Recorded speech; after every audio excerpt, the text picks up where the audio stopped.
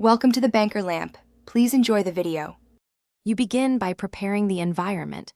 Turn off Bluetooth on your phone or Mac and keep the AirPods Max within arm's reach. Make sure they have charge, plug in if under 20%, because resets can fail on low battery. Once done, identify the noise control and digital crown. You'll use both buttons.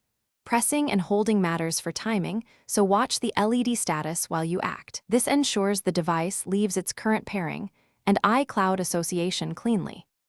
Now you perform the actual factory reset.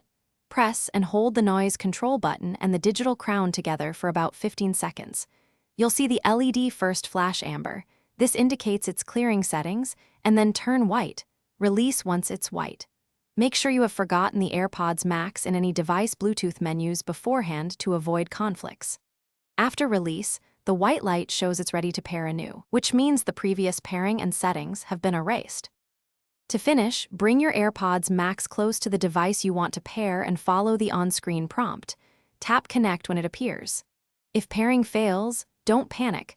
Reset the headphones again and reboot the phone or Mac, then attempt pairing once more. Make sure the device's Bluetooth is enabled and not connected to other accessories. One key troubleshooting tip: if problems persist, update the iPhone's iOS and keep the AirPods Max near the iPhone while Thanks for watching. If this was helpful, leave a like and consider subscribing. See you next time.